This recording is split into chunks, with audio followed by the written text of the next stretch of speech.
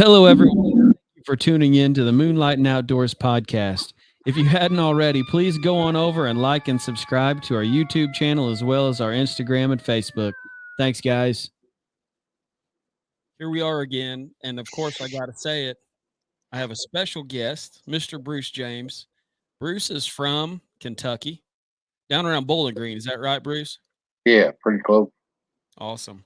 So we've been on here just for a couple of seconds. We already got 12 live viewers. That's awesome. Thanks, guys, for checking us out. But I want to start with Bruce's introduction. I'm going to spend a couple of minutes there because I don't know how long I've been talking to Bruce, but it's been a minute. It's been a while. Yeah, and I remember I would plan a day of coyote hunting or something, and I'd get on the Facebook and message Bruce and say, "Hey, man, what sound should I use? What should I do here? What should I do there?" And he's given me some pretty solid advice through the years. So I've been doing these podcasts for a while, and it just makes sense that I've got to get the guy that kind of put me where I'm at today and bring him on here and talk with him a little bit. So again, Bruce, publicly, I'm thanking you, dude. I appreciate it. I'm appreciating you very much for doing it. Yeah. So, a little bit more of a background on this guy is Bruce tends to be more of a day hunter, and I think part of that is the way the Kentucky laws went. Is that right? Yeah. But now you guys are able to hunt in the night with a shotgun or something silly. I don't know. Yeah, you can hunt with a rifle now. December the 1st. I think it goes to the first day of March. I might not. I'm a daytime hunter mostly.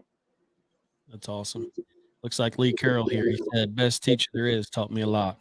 That's awesome. Hey, that guy right there, he had all kinds of trouble. He messaged me, I'm not killing nothing. I don't know what to do. I tried everything, and I just give him a few pointers. I told him what to do. He started killing coyotes. He's still killing them. That's awesome. Yeah. I kind of I kind of get tired of seeing Bruce's Facebook posts. If you guys are friends with Bruce, every time you turn around, he'll have another dead coyote on his page, and it's like, come on, man, what am I doing wrong? Putting us to shame, dude. I, well, While we're waiting for the comments and the questions to start rolling in, Bruce, I'm just going to start asking you some stuff myself. That stuff I know it's going to come out here. Let's start with what kind of equipment are you running? me, I'm using I got an old 700 ADL 22 250. I use a lot. Uh, it's Hence a the, it's a killing machine. hence the reason your email address is Bruce James 22 250. Oh yeah, you can bank on that. Yep. There's been lots of coyotes die from that. Uh, Awesome. I use I got let's see, S2X or whatever it is, Fox Pro. I use it. I like it. It's real loud. I like it. Um, I can't sit here and say that's the best call I ever had or ever used. Mm-hmm. But man, that Outlaw's loud. I like it. Who makes the Outlaw? Uh, Icotech? yeah, Isotech makes it, Yeah. and man, I like the Shockwave. I've got that. I've got Alpha Dog. Man, the Alpha Dog is a great call for somebody that wants to learn how to kill coyotes. Mm-hmm. If you can get a host of Alpha Dog, you can go to the first expert hunt on that Alpha Dog and go to it. And it starts out with two howls. It'll do a female howl, and then it'll pause for like 2 minutes, I believe, and then go to a young male howl. All right, then it waits 3 minutes, and you're basically hand free if you're using that like that. Well, I'd take that call and I'd let it howl with the female, and I'd let it howl with the male, and then I'd start it over. When about the 3 minute time before the 3 minutes ran out, I'd start it over. I do that 3 times. I start that over 3 times. Then I let it play through. And when if I hadn't killed anything, I would when it got to the end, I'd start the pups over, and I'd play them 3 times. Just the pup part at the end. You kill coyotes with that call right there. First year I had that, I killed 176 all daytime That's a with lot. that call. That's a heck of a lot. You're going just about every day too, aren't you? Oh, I was going a lot. I have to work some though, you know. Yeah. But Yeah. when I'm off, I'm usually coyote hunting.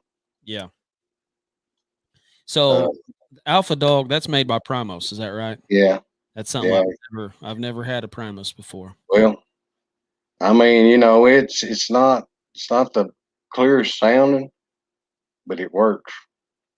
You Sure. know, that call right there. Anybody can kill coyotes with that call. Yeah. I've got some questions stacking up. I'm gonna kind of hang on to them here for the end. I'm gonna let you just kind of tell your story. Looks like you got a lot of friends tuning in. Oh yeah. Thanks for giving him the love. This is a good dude here. So kind of what I was thinking, Bruce, and this is something that you and I have talked about numerous times, is about setting up during the daytime because Yeah. for me, we're throwing a tripod up as long as we're staying in the shadow of something for the most part, we're good to go. But it doesn't necessarily stand true for those of you that are, Yeah. more than anything, daytime Well, or so. you got your winds. Yeah. I like a crosswind better than anything myself. I try to set up with a crosswind. Uh, and I always got the sun on my back. If it don't work, I don't go to that spot. And that's basically. I tell you about coyote hunting. Here's the deal with coyote hunting. What I've learned: you go to a spot, you look at this field. The first thing comes into your mind is usually the right thing. So if you're thinking I better set up over here, that's where you better set up at.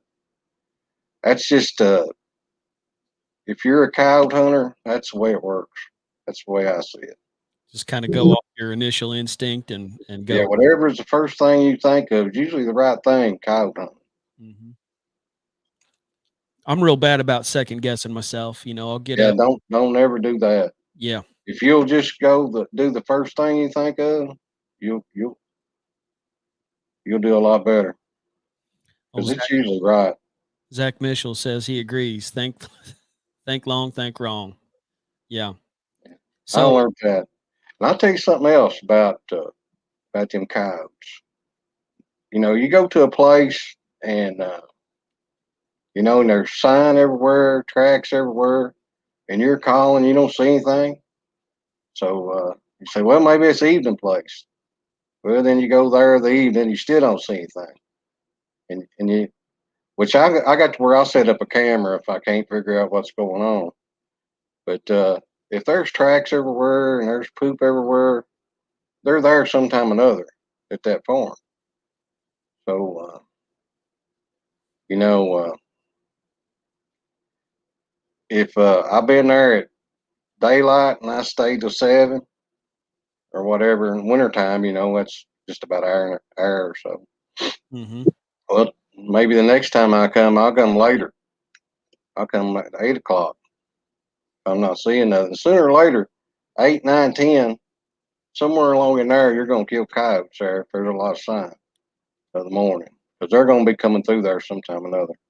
So are you suggesting that you're gonna stay on the same stand for a couple of hours? Oh yeah, if there's a lot of sign there, they're going to be there. I mean, they're there. Yep. So you just Sooner or later, you're going to get that time right on them. You're going to whack a few of there you go. them. Those hard places like that you run into, I'll take 2 calls. I'll set one over here to my left. I try to get them 100 yards apart, and I'll let them talk back and forth. I'll howl back and forth at them, make them think there's 2 groups over there or something. That works pretty good. And I got that lucky duck revolution, and it turns. You can turn it. It'll turn all the way around. Now that's a bad call right there. Now you can make lots of things happen with that call. Yeah, this guy here, Chris Hammond, he was suggesting a few minutes ago that you should get a lucky duck and give that a Yeah, shot. yeah, I got one. I got about any of them that's any good. That's pretty cool. So do you ever put any external sounds on your calls? Like, are you buying anything or? I buy some sounds from Tony Tibby. Mm-hmm. Uh, that's about the only extra sounds I got. I just usually use the ones that's on the call. Yeah. But now the fights, all the fights are great. And man, I tell you, that's changed the outlook on things a lot. Jason Jones is asking if you only use e-collars. You ever use any mouth calls? Well, I do, but now and then, but I don't fool with them much. I've always got one with me in case the batteries go down or something. I just got one call with me. Always got a mouth call, Mm-hmm. and I don't like them. Just to be honest with you. I go out using a mouth call. Sometimes I feel like I want to pass out. Yeah. Blow and blow and blow, man. I went out here a while back and to a place, and I call these farms cow farms. They cows all over them. Things got 300 cows on it, and I got out, got set up, and for some reason I didn't check my batteries. I left it on, and it ran the battery down. Mm-hmm. So I'm sitting there. Well, I ain't going all the way back home. And I was looking in the truck for batteries. I usually got extra batteries in the truck or in the bag. And I guess I used them all. I wasn't paying no attention. So I got the mouth call out. And I'm just telling you, it didn't sound the best, but it worked. I killed one with it. But everybody use what you like. I always I keep a mouth call on my lanyard just in Yeah. case if my batteries go dead. And I hate to admit it because I'd like to say that I'm doing a lot more with Yeah. mouth calls, but there's a few. Now, me, I started putting, when Primos come out with these turkey steaks, these metal turkey steaks, I started putting my calls on them.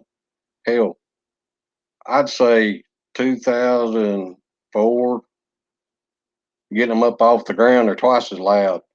If you get your call off the ground, Mhm. man, you're talking about hammering coyotes. So I keep hearing you talk about volume. Talk I about like that for a minute. I like it loud. Loud. Now, David Simpson, a friend of mine up there at Edmonton, you see him posting a lot of stuff on Facebook. Uh, Me and him, I got hooked up with him and taught him a lot about coyote hunting. And now he's a cold blooded killer. I'll just tell you.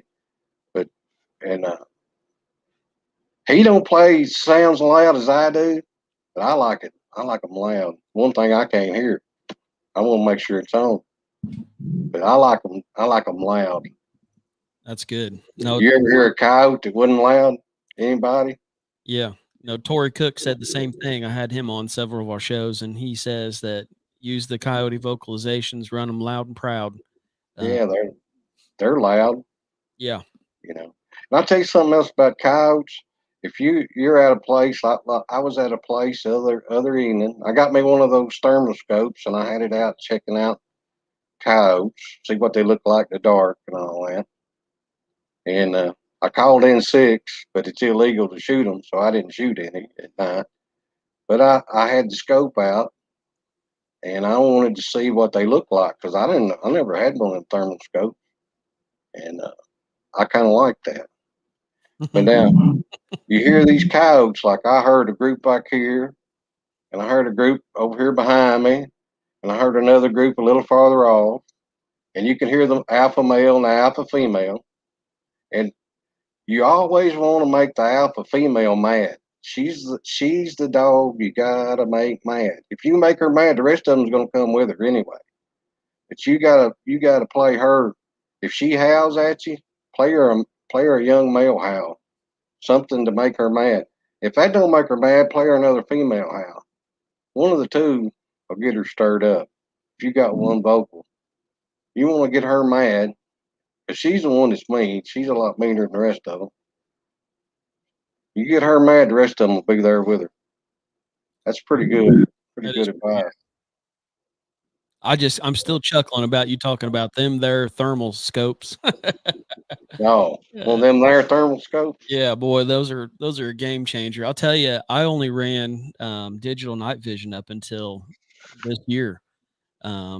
And then I started having a thermal scanner, and my God, it's almost Well, cheating. I got beaten at a tournament back in the winter, and I'm pretty sure that's how they beat me. So I thought, well, if I hunt that tournament next year, I think I'm gonna give them boys a little bit of surprise. Did you pick up a scanner? No, I just got the thermal scope. Yeah, I that's got all. it lined up. I shot it, which I shot it the other day, and some people says that they're hard to stay lined up. And I shot it again; it was still lined up, so it seemed like it's going to be all right. I What don't know. scope? What scope did you get? They said it's just a cheap one. I don't even know what the name of it is. To tell you the truth, ATN something. The Thor 4 or something? The Thor? Yeah, It's Thor probably, yeah. 3 to 6, 3 times 6, I believe on the side of that.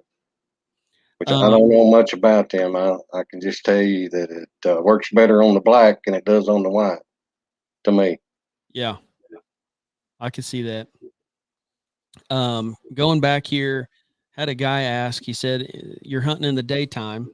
If you're hunting in the fog, how do you place your call? in the fog, Yep. uh, well, the key to killing the coyote, you got to see it.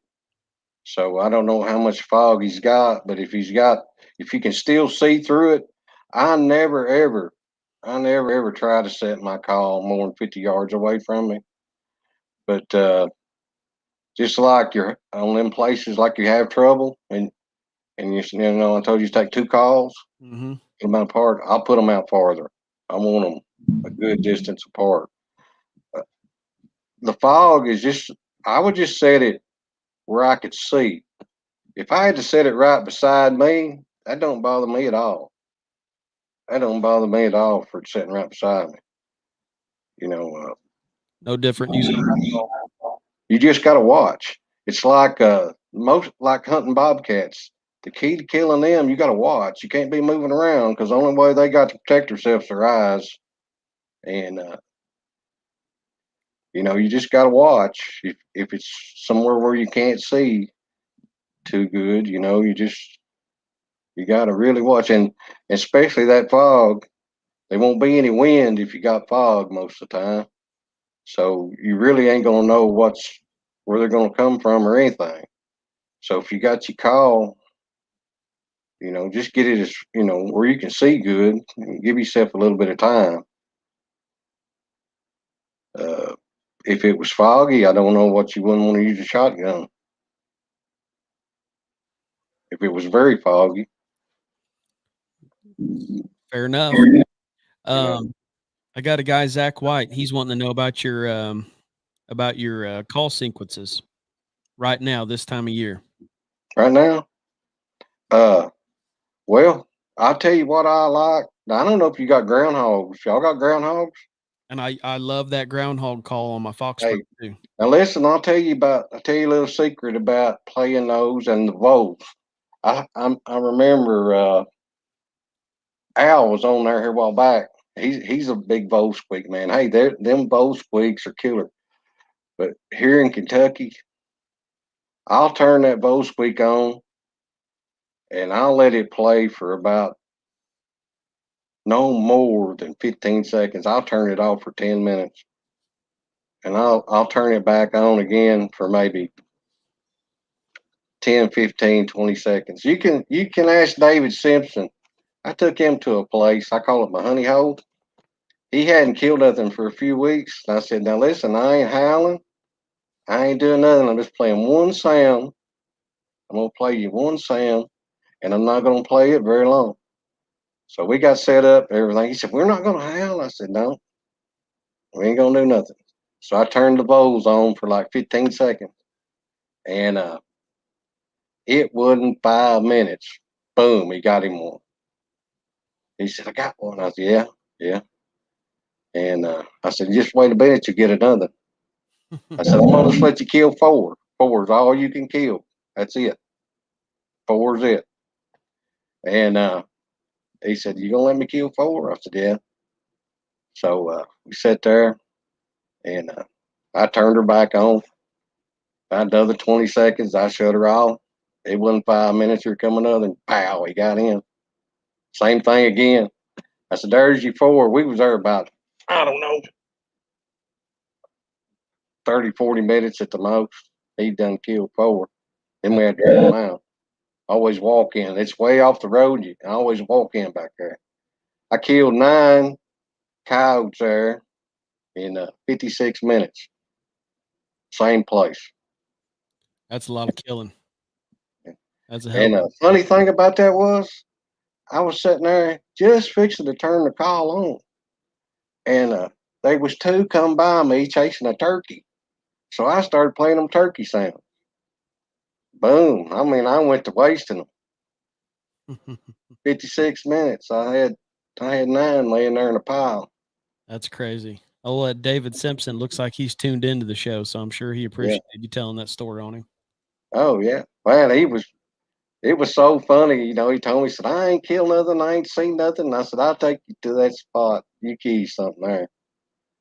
Yeah. And he whacked 4 right there. It wasn't no time. Yeah, that's incredible. So I'm going to ask you a question for myself. Yeah. You know, it's no secret I'm more of a nighttime hunter. But now that I'm trying to start dabbling a little bit more into taking video and doing different things like that, you know, you're hunting Kentucky, I'm hunting old David Simpson. He said that was one heck of a hunt. But you're hunting Kentucky, I'm hunting Indiana. So you're in the hills and a little bit of mountain-like terrain.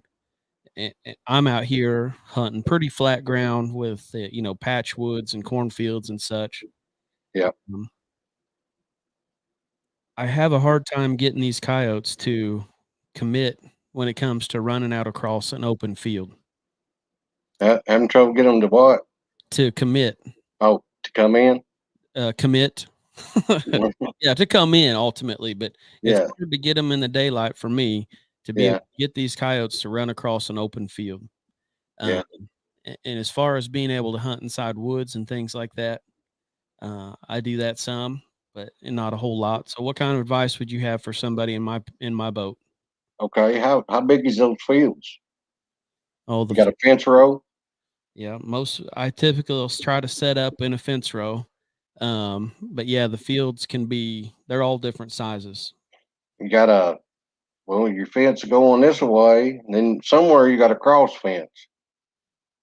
Some of them. You know, if you got one of them,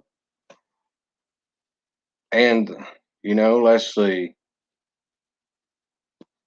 you got an idea of where they come from on them places? Yeah, we got waterways and stuff that they like to run up out of the waterways from the fields, or you know, they'll come out of the timber or the brush, depending on where I'm at. But it's just like It's flat. Flat. Yep. Well, I would probably, if it was me, I would probably go down there. I'd go back there to where the fences got close together, and I would try to get a squeeze down to that end of the field down there, because they're going to sneak up that fence row. If they're interested, they'll come up that fence row. They'll come to you. Then they can't get away from you so fast either. They got to go either to your left or back the way they came. They can't go to your right because of the fence. They try to get under it, but you done shoot them for then. You know, that's I wanted to hear your take on that, because I've asked the last couple of people I've had on my show pretty much the same question, and they just about all say the same thing: is you want to try to find something, Pinch them. yeah, something that's going to, you know, a fence row, a ravine, a valley, a tree, something in the middle of the field that's going to make them run up to it and feel safe, even Well, let me ask you a question. You hunt that place a lot? Oh, I mean, all of my spots are pretty much like that. And you told me you had one of those little turkey chairs, right? Yep. And it's real flat. There ain't no humps at all. Some places, I hunt out here, man. We can have Well, if I can find a field and it's got a hump and I can see way out past there and Mhm. the sun's to my back, I'll sit there on that hump in the middle of that open field. I don't care. Up on I'll the call them in. I'll shoot them. You can't move. You got to sit still. You got the, you can't be moving around. You can work your call. That's what I liked about that old alpha dog. You got him started there. You didn't have to do anything but sit there and watch mostly. Mhm. I don't use it anymore. I ain't gonna lie to you. Uh, man, I tell you, uh, that right there, I would try that. I'd probably try sitting right out in the middle of it. I'd get somewhere. I'd have to. You shoot me a picture of that next time or a little video. Let me take a look, see what you got there, and I'll tell you what I think. I'll do that. And I'll come back on here and I'll make a comment about what you said. Yeah, Because that's what you're hunting and what we're hunting is different. yeah. And Hey, if they's corn, when they gather the corn, if they leave the stalks, you can set out in the middle of a cornfield. You don't have to worry about it. You can take you a pair of that them old cohort coveralls and wear them. Sit out there in the middle of that cornfield. It matches. They match the ground enough. They'll never even see you. yep. I've done that a lot. Of course, they's all faded, but they look like the ground. You can sit right there. I, I sit out in the middle of the field. I don't care. No big deal. No big deal. So what kind of advice would you have? Hang on a second here. That's good to know. If you can set in the middle during the daytime, you should be able to do it at night, right? You Stokes, know, go ahead. it should work. They're going to be more active at night because you're going to get the travelers going. They don't care about boundaries. They don't care about other coyotes' territories. They're going to go to wherever they want to go to, Hmm. and they're going to come back. You know, and those are the ones. Them's the ones I like to hunt. I like them ones that come back because you can go hunt you good spots there at daylight, and you know till 8 o'clock. Then you got your travelers coming back home, so you can go to some other places and you can sit there and call a little bit every once in a while on them. I didn't answer your question though. What you asked me there about night day. Ask me that again. Let me. He said that's good to know. If you can set in the middle during the daytime, you should be able to set there at night, right? Oh yeah, yeah, yeah. I'd sit there at night. That wouldn't bother me at all. Yep. Matter of fact, that'd be less. I'd sure enough not worry about that at night. Um, my take on that too is I do, if the situation needs me to, I'll set in the middle of the field, at night. But I'd love it if I could be, up against a branch or something. It just where Now, I'm what I noticed the other night about the thermal, it glows, that glow in the scope. You see these glasses? They seen me. uh-oh. Yeah, they seen me. I thought, how did that dude see me? And my buddy down the road, he called me and he wanted to see that thing. So I stopped by his house and we had it out there and looking around. And he's looking around in it. And he has glasses on, and I seen them glasses, that light shining back in them glasses. I said, well, that's a no, no glasses. So you got to kind of have to be able to see without them pretty good to use that deal, or they're going to bust you a lot. Yeah, that's fortunately I don't wear glasses yet, but that's a good thing to think about. Yeah, I mean, I didn't know it till I just seen it. I said, "Uh-oh, that's how you seen me." Yeah. They'll see anything that moves, anything different. Alan Ray, he's asking, decoys, you use them? Are they good or bad? Decoy. Yep, decoy. Uh, the spinner on the call, man, I killed. I don't know. I killed 1,000 without one, but I like them. Mm-hmm. At times, I like them. I love them for them cats. I want that cat to be looking at that spinner. I don't want him being looking around for me so much. Uh, Man, I called in 7 bobcats last winter. I didn't shoot the first one. I didn't shoot the first. 5 of them I called in. I think was before bobcat season come in. I just, cause I did it by the way it goes. Mm-hmm. Uh, then I called one in, and it wasn't big as a house cat, so I didn't shoot him. I said I'll get you next year. And then I called another one in. Listen to this, and I got a little sound I play for them, and I was playing my little sound, and I seen one coming, and it's back in these woods, and I'm sitting there, and he goes down this valley, and I've called him in there lots of times before. So I said, well, he'll come up that valley, right through the bottom up there. He'll be up here in about 10 minutes. Well, I kept watching. About 15 minutes goes by, and ain't seen no bobcat. Well, I'm sitting there, and I got that Lucky Duck Revolution playing there a little bit, and it's got that spinner.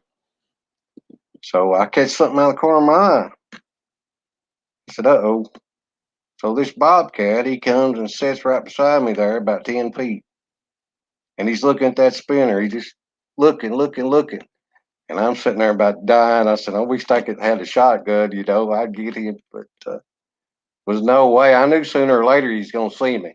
Sooner or later he'd see me. Well, I think he got to looking around and he seen my shoes. He looked at my shoes. He looked back at that spinner and he looked at my shoes. And he looked back at that spinner. And finally, when he got to my shoes, he started going up my leg. And Uh-oh. when he got up to my head, I blinked my eyes at him. I knowed he'd take off. He done a double black backflip getting out there. You told me that story when it happened. Yeah, Yeah, it that was was funny. But awesome. the most bobcats I called in, I called in 24 one winter. 24 bobcats. That's a lot of bobs.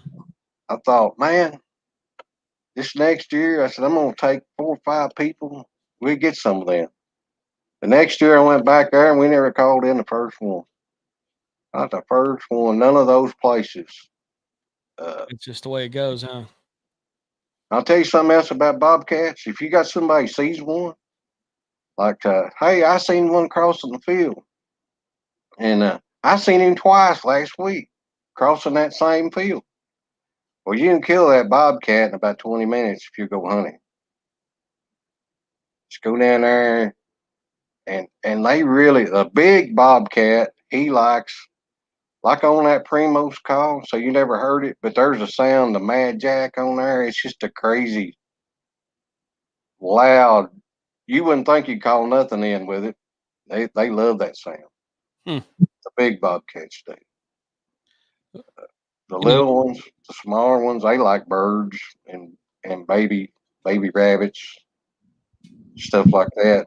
That lucky bird on Fox Pro, that's a really good sound for them. so earlier you were saying you have this little sound you play for bobcats, and Michael Stokes, he couldn't help himself. He said, "Hey, what's your little sound?" Do what now? I couldn't hear you. Earlier you were talking about how you use a little sound for bobcats, but you didn't say what your little sound was. No, I didn't, did I? No, you I don't didn't. usually. I kind of keep that one there to myself. Uh-oh. Yeah, that's just my little secret. He's going to keep us hanging. Yeah, I'm just gonna keep that one to me. That's the one thing you're not willing to share today, huh? No, it works too good. It works too good. Yeah, That's awesome. yeah. He also says that he only sees about 3 of them. I'll tell you off air. All right, all fair. Off air. That's awesome. What you do with it, I can't stop.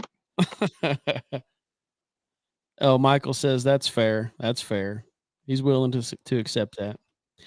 Um, we've had fox run across the road and hop over the bank with a fox pup in distress. Called him in Oh, no time. well, let me tell you about foxes. I got this lucky duck dove that flaps its wings, And somebody called me, hey, the foxes is catching my chickens. I got these $12 chickens, and he's done got 4, 5, 6 of them. I go down there and I take the old flapping dove there, and he'll be out there flapping right at daylight most of the time. He sees that, they about tore it all to pieces. Them wings are just paper or whatever, felt. I had to buy a new call. I couldn't get the wings. Ain't that So I got a new one here a while back. They just tore that thing all to pieces. and who But, does that? Who makes it? them, the fox, uh, The I like to use rabbit a lot, but they after chickens, you need to use a bird. Uh, it doesn't really matter because he's an opportunist, just like a coyote is. It really don't matter what you play him because if they're hungry, which they are most of the time, and they're gonna come. A coyote's hungry, he's gonna eat. yeah. It really doesn't matter a lot what you play them. Listen, sometimes if I'm having trouble calling, I'll go playing crows because there's no honor among thieves. The crow's a thief and the coyote's a thief. They just see what they can steal from each other. And I've killed lots of coyotes just playing crow sound. Hey, that's They go solid. see what the crows is eating, see what they can steal. Yeah. Oh, that's But cool. the fox is a red fox. He's a night guy, and you got to get him at first light most of the time if you're going to get him in the daytime. Mm-hmm. And just like him and them chickens, I just put that flapping winged dove out there, and they come and attack it, and I shoot them. I mean, it's just pretty quick deal. Yeah, that's pretty good stuff. I was thinking you were talking about bobcats, and there's first off, I'm in Indiana. We don't have a bobcat season, so Yeah, any chance of me getting a bobcat's going to be driving to hunt with you in Kentucky. yeah. Um, I which got a new place too, and I know they're there. well, might have to make that happen. Yeah, I know they're there for sure. I uh, seen their footy prints. Dalen Bailey, he came on here and he wants to know when was the first time you went coyote hunting and how'd you get into it? So we're talking. Oh gosh. Now see, we didn't have the dang things uh too bad in Kentucky till after the 80s. And I started hunting them in the 80s. And I tell you what, I fool with those things and fool with them and fool with them. And I'd kill one every once in a while. And man, I could not. I wanted to kill them, all the time so bad I couldn't stand it. So I was working on some oil wells, and this chick, she was studying them from Western Kentucky University. And she said, I'm studying coyotes. I said, man, I seen all this tracks and stuff around here. I said, I really like to hunt them. She said, study their poop. They'll tell you everything about them. And so I started talking to her, and she taught me a lot about coyotes. She did. And if you'll go to what is that coyote on National Geographic Explorer, Kane. If you'll go watch that video about Kane on National Geographic Explorer, this and get the one with the guys' voice. I mean, it sounds better. I ain't saying that. I ain't got nothing against the women. Don't get me wrong, but get the one with the guys' voice. It's better. But watch that video, and he goes through stuff that every coyote hunter, if you're a serious coyote hunter, you should watch it because there's good information on there for you. Really good. That'd be interesting to check out. Everybody should watch that. Kane, Kane. Kane. We'll have There's to check, good information on there.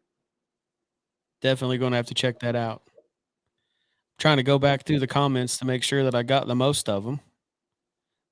Zach White, he was asking because he heard you talking about using a shotgun, and he wants to know what shotgun shell are you running? Oh, shotgun shell. Well, I Uh-huh. just use a high brass 2 3/4 Remington, number 4 shot, number 5 shot, either one. Okay. Nothing special. But I like number 4 lead or number 5s, and you can shoot 3-inch magnums or whatever you want. But they will kill them. Your gun shoots a good group. Group your shotgun. Make sure it's shooting a really good pattern. And you don't have to use a turkey tube or whatever. Uh-huh. Just get you a good solid pattern, and it'll work just fine for you. Um, and you said when you're talking about the National Geographic and the cane, is it CANE, like candy cane? Cane? Is that what? CANE. Okay. Yep. Yeah. Yeah, So everybody ought to watch that. You get you some good information off of that. we'll have to check it out. So I know that we're in this 40 minutes, and I don't know how long people are going to hang with us, but I'm just going to ask you a couple questions, Bruce. So, what kind of advice would you have for the coyote hunter that's been going out, has killed some coyotes in the past, but just is going through a dry spell? What would you do? Well, for somebody that's having a dry spell, uh, I'll just tell you right now, just keep telling yourself, keep saying to yourself, you're gonna kill that coyote. You kill him. You get back into it. It's just something everybody goes through. It does. I do the same thing, but I try to figure out what I can do to change it. But now, if I'm having a dry spell, I'm double calling. Got 2 calls out there for sure. Playing just basically coyotes talking back to each other? Do I now? You're running 2 calls of what, vocals talking to each other? I'll do that. I'll have them. I'll have them howling at each other. Nothing comes in. I'll be playing rabbits. I'll be playing rabbits on both of them, or I'll be playing birds on both of them. I'll be playing. I tell you, it just depends on, if there's poop piles, what they're eating. If they're eating rabbits, I'm playing rabbits. If they're eating birds, I'm playing birds. I'm gonna play voles. You know what? I like voles. Al Morris is totally right about voles. They eat more voles than they do anything. It's just we just call them field mice. If you say a vole around here, what's that? Damn hillbillies. What is a vole? What's a vole? Hey Bruce, what's a vole? Yeah. I'll No, say a damn field mouse, man. you got me on the groundhog years ago, and Oh, I love the groundhog. Like I was telling you a while ago, man. The other morning I called in. Let's see, I called in 2, 3, 4. I called in 5 Sunday morning. I never even got a shot Sunday morning. it's I life. called in 5 with the groundhog. This young man here, he's asking, do you use cover scents or set up on bay pond? Hey, I tell everybody right now, when you get out of your truck, spray some doe pee on the ground, scuff your shoes in it, especially if you're walking in. Uh, there's one guy here in Kentucky. He was running his mouth. Well, you can't fool a coyote's nose, and you can't do this, and can't do that. Well, you can't really fool their nose, but you might be able to make him think that he knows you was there, but he might think you was there 2 hours ago or something. Yeah, that's true. But I'll scuff your shoes in some doe pee. There's more deer than there is anything around here, and you can spray that doe pee around your calls. If you touch that call with your bare hand, your scent's on it. Coyote gets close to your call, he's gonna smell that. Hmm. Don't kid you not. I'm just telling you. Spray a little doe pee around. If you're sitting there and like, there's trees everywhere here. If there's a low limb, spray a little doe pee on that low. It ain't gonna hurt nothing. It ain't gonna hurt nothing. A dope's easy to come by too, so why not? Yeah, I use that. I use that a lot. David Simpson, he'll back out 100% to doe pee. He does. He uses it. He's a believer. Um, Same guy here, Steve Poe, the same guy who's asking about the cover scent. He's also asking, do you ever hunt over a bait pile? Well, we got dead cows around here, so I'd say yeah, Yep. yeah, yeah. There ain't nothing wrong with it. Uh, if you're hunting on a bait pile, that's just a set. That's just a time right there. Just sit there and watch. I I play them crows. Hell, let them think them crows is eating my cow. I better go check on it. Yeah. Set it right there on top of it. It won't hurt nothing. But Never thought about just that. remember, spray a little doe piece sometimes around them. Yeah, David That's what Simpson. my advice to everybody. Um, another good comment here by Casey Wood. He said, when hunting groups that have been killed out of multiple times, what sequences Hunting groups that's been killed out of multiple times. What sequence would he come in? with? So basically, what sequence would you recommend using for some pressured coyotes?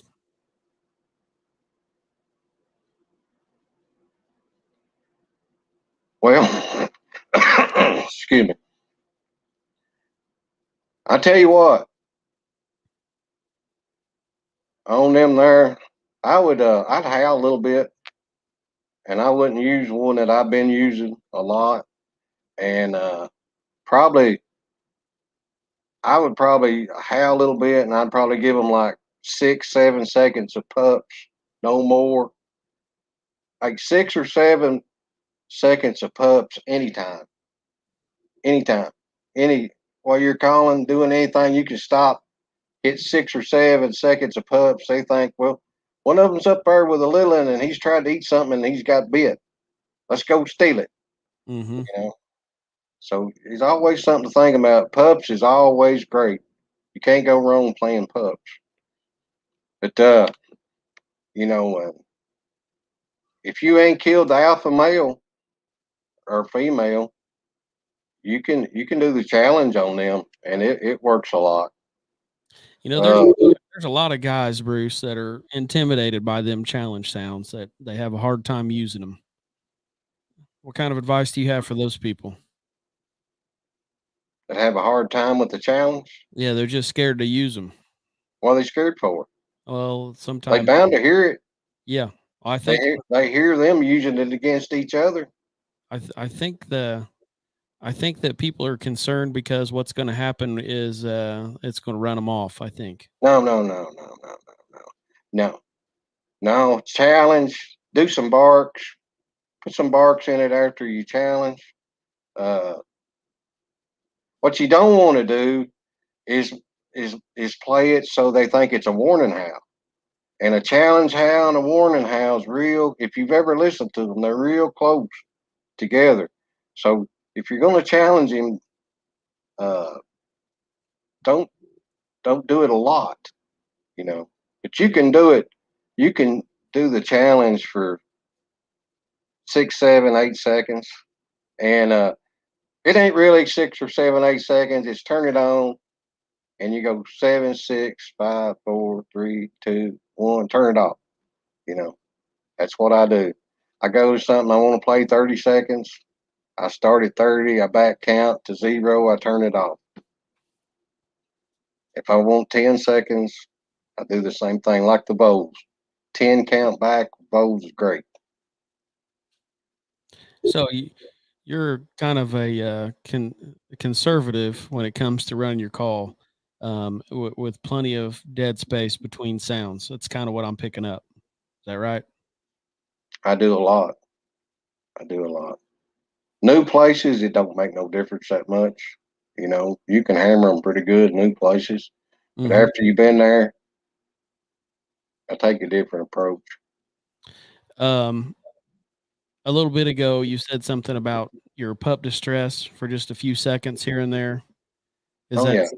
is how long is that all the time, or just in that one scenario where you have the pressure? Oh, I'm apt to hit the pups anytime.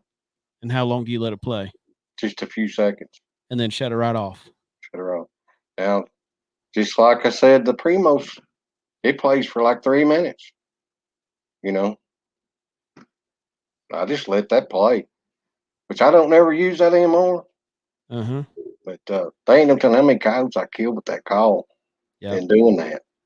No, it's no telling. So you're And look, I do not leave till after 45 minutes. I do not leave till after I've been there 45 minutes. You wouldn't believe the coyotes I've killed at 40 minutes. mm-hmm. They can, you know, the old tape players and, and some of the old sounds, they didn't get out like these new calls do. And that's why I like them calls loud. You probably call one in for maybe 2 miles. He probably hear it that far. It's interesting. So I mean, you got a lot to think about. And if you're playing loud, it may take them a while to get there. Michael Stokes, he's saying wary coyotes and small populations is where he's at. So, we're sounds like he's kind of similar to where I'm at. Said there's a Yeah. lot of smaller tracks, 100, 200 acres. Them coyotes are y'all do pretty good with them at night, don't you? See, Them weary coyotes like that.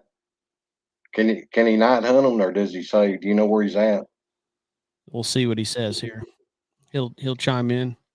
What volume do you use your vol sounds at? On that is 2X 30. Just I can hear it. If I can hear it, I want it to be loud enough I can hear it. And you may hear better than me. The cow will hear it. The cows will hear it. But I want to be able to hear it to know it's on. So that's how I play my sounds a lot.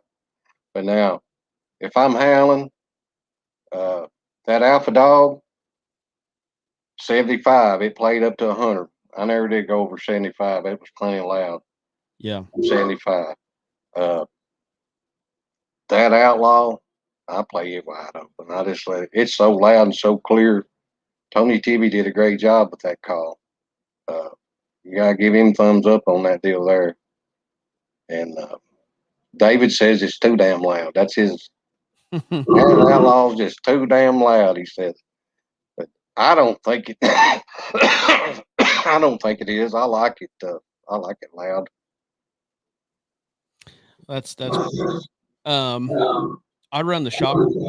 That's kind of my go-to. We run either the Lucky Duck, Revolt, or the Shockwave, and we tend to roll it up, and we try not to get the Shockwave runs up to, I think it goes to 40, and I don't remember ever getting it hitting in the 30s on the volume, but I got the shock. I got the shockwave after I got the Primos call Alpha Dog. It was like a couple of years, I guess.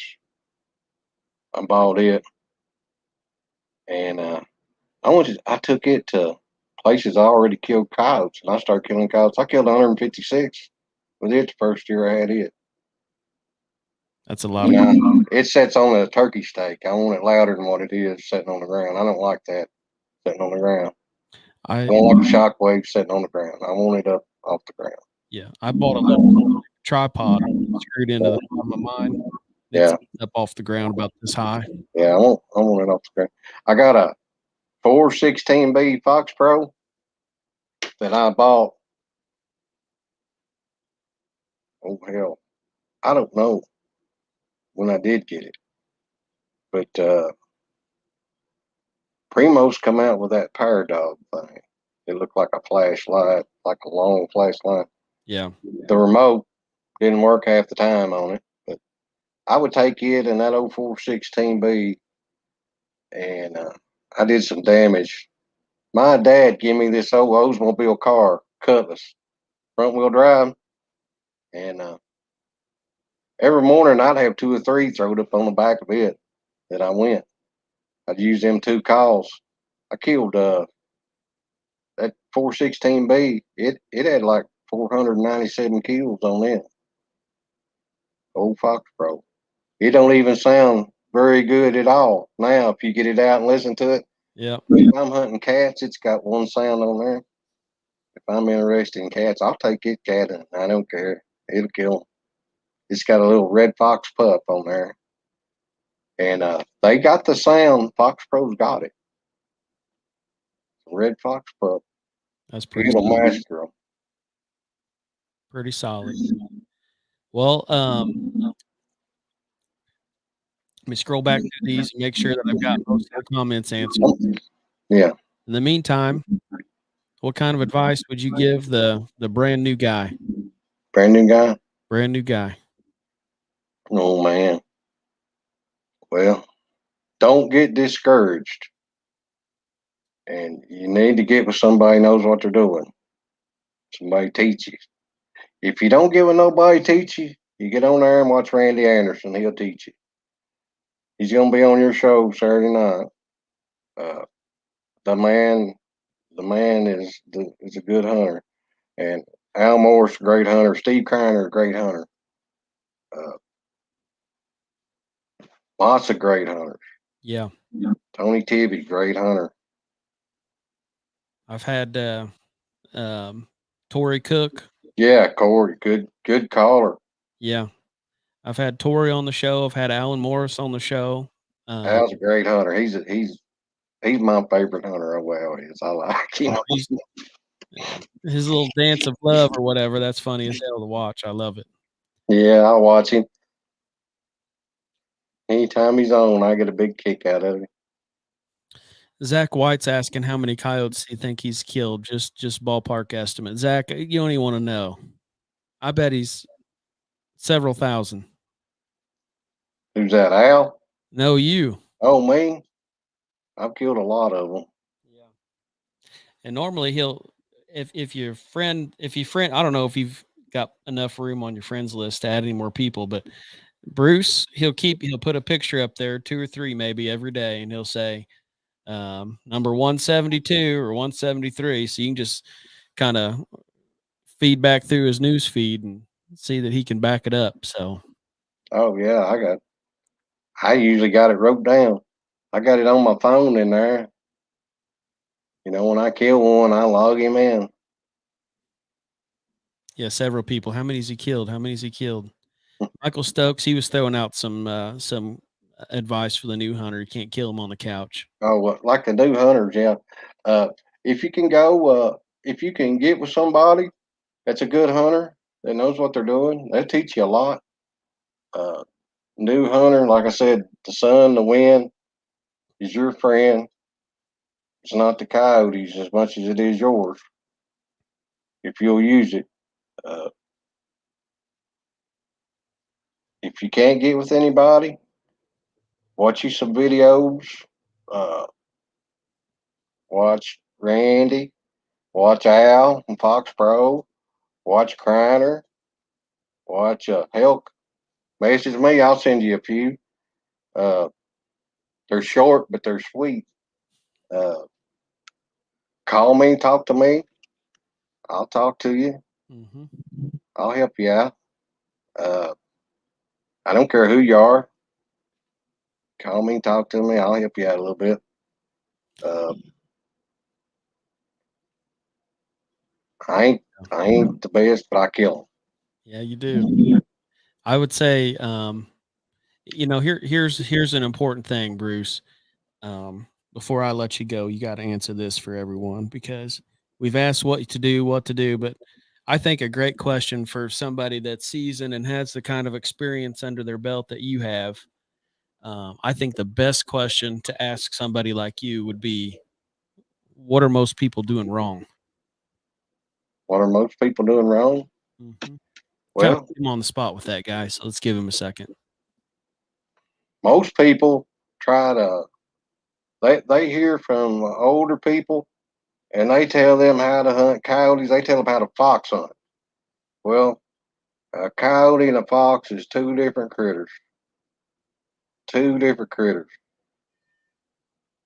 Time is on your side. If you'll sit there, you got to be patient. I mean, You just can't be moving around. You can't have your phone out playing on it. You got to watch because they stick their head out and just look, fence row or whatever. I know people like y'all ain't got tree lines and all like we do, uh, but you got fence rows and little humps in the field. They'll stick their head up over that hump and look around. You know, you got to pay attention. Big key to killing, especially bobcats. You got to watch. You got to watch because they're watching. Bobcat comes in, he's watching. The coyotes are they're going sooner or later, they're going to come in downwind most of the time. A lot of times they don't till they get right there to the call before they go downwind. So, kind of which, if you know where the wind's coming from, you know kind of what's going to happen. Not 100%, but you kind of know. So, man, a novice hunter has really got a lot to learn. I mean, he's just not going to go out there and go to thumping them. Mm-hmm. You get him one now and then till he learns. And you know, it's like going down these country roads here, and you're going back a country road. I don't know how flat y'all's roads are. Y'all got hump hills and all in your roads. Well, Yep. I'll guarantee you, before you get top of that hill, on this side of the hill or the other side, there'll be a cow crossing. It won't be at the top. It'll be about halfway, 2/3 of the way up that hill. There'll be a trail going under that fence. There'll be coyote hair in the fence. If you'll look, if you'll start paying attention, as you go up those hills and start looking, you'll start finding where your coyotes is traveling. Well, if you know where they're traveling, you pretty much know where they're going to come from if you're hunting that place. You see them going across that right there. A lot of them's going to come to you right there at those places. So those are places when you go in. I me, I don't scout like I used to because I usually go look and I say, well, I'm gonna set up here. I don't care. I'm gonna set here and we'll see what happens. But people that have I ain't saying they don't know what they're doing. They just ain't learned. It ain't that they don't know what they're doing. They just got some things to learn, and that's one of them. You find your trails that they're using going into them fields. That'll help you a lot on knowing where to watch. You don't have to watch so much everything. Uh, you got to be patient. That's a key to killing them things. Man, I learned that. My grandpa taught me that about even killing squirrels. Be patient. Be patient. You just can't go out there and get them all at one time. So just be patient. It'll work. It'll come to you. Uh, and don't second guess yourself. Man, that's where you get in trouble. That's second guessing yourself. Just get in there and get you a good tripod or a bipod.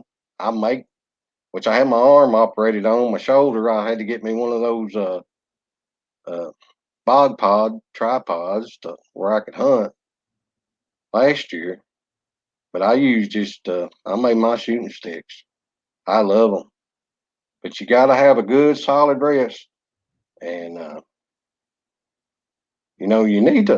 you need to practice a little bit too at your ranges. Get your ranges.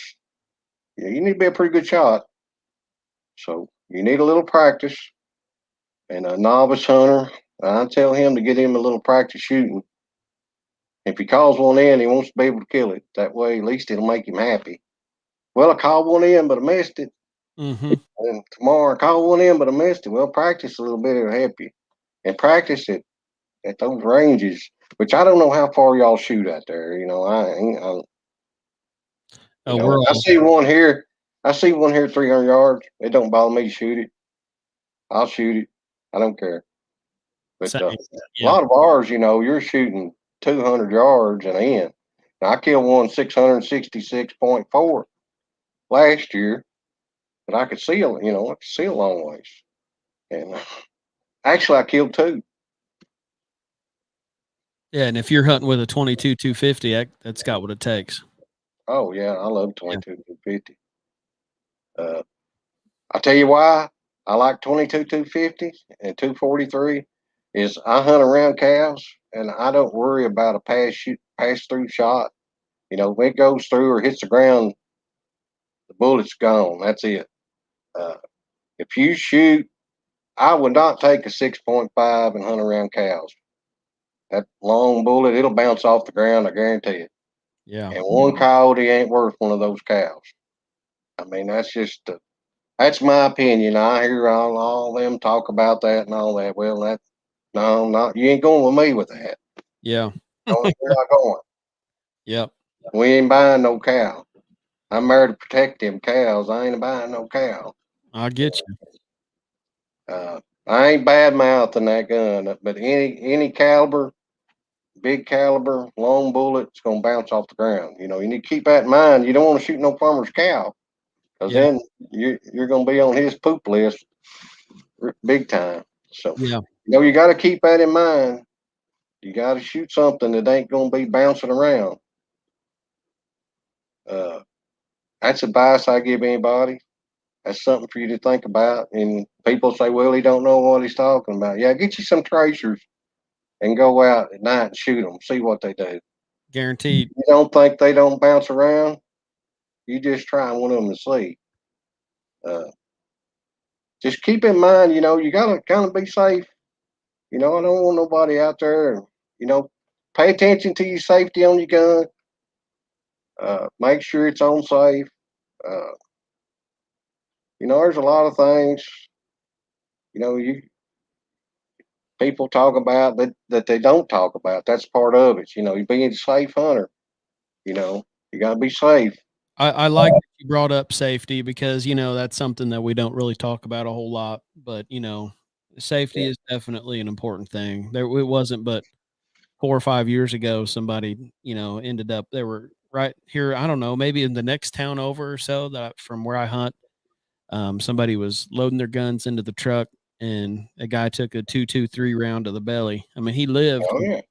it could have been a hell of a lot worse Yeah. than that, so Yeah. Y'all need to pay attention to your safety. Make sure your gun's safe. yep. You know.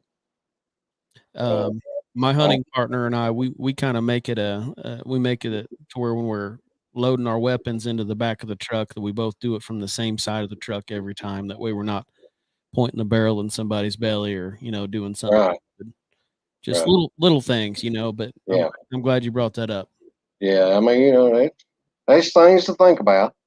Yep. Now, farmers good enough to let you hunt. By all means, Be it, respectful. I ain't like I said. I wasn't bad mouthing that them big calibers, but you got to remember, you can't be out there shooting a farmer's cow. Yep. So that right there, a novice hunter. You need to think about that. But You've heard it here, everyone. That's Bruce James, and, I'm sure that, if you guys, any of you, want to add him on Facebook or ask him any questions related to coyote hunting at any time, Bruce is real good about getting back with you, and he's certainly fun to keep up with his posts and stuff. Zach White, he's saying thanks, great advice he learned from you tonight. Um, yeah, just message me anytime you want to. yep. Uh, I'll answer you. Two things Bruce will have on his Facebook page. This is guaranteed. You're going to see dead coyotes and delicious looking breakfast. Yeah, I'll cook some mean biscuit and gravy. And he'll put a picture of it on Facebook Yeah, for everybody to see. I'll put it on there. I don't care. Um, I know we've been steady at about 30 viewers for throughout the whole show tonight, and I'm sure people are going to watch this when it's not live as well. So those of you that are tuning in and watching, we really certainly appreciate the support. Bruce is a guy that definitely earned his spot in the coyote hunting industry, I and learned everything I know. I had to learn it. yep, So, I, you know, it was tough. Like I was going to tell you a while ago before we go. Shoot, like I said, when I started out, I didn't. I didn't kill them. I couldn't figure out what in the world was going wrong. I talked to that girl. She taught me a lot, about just checking their poop, see what they're eating. She taught me a lot. And I started killing them. Yep. And I started paying more attention. And it's like I said, just remember before you go on, if you find your farm you're going to hunt, check those paths, like I said, off the road there where they're coming in. That'll help you out. Keep your eye peeled around that way. That's awesome. So again, guys, we're going to roll out. We're going to wrap this show up for today. Saturday night, if you guys aren't doing anything, tune in to the Moonlight and Outdoors podcast. Going to be having the man, the myth, the legend, Randy Anderson on the show. Yeah, buddy, he's a good one. He's a good one. You'll learn a lot. Yeah, a lot more from him than you did me. This is warming them up, then, Bruce. Yeah. Hey, I learned a lot from him. Yeah, I learned a lot from him. I'm sure you'll be tuned in. Yeah, I will be.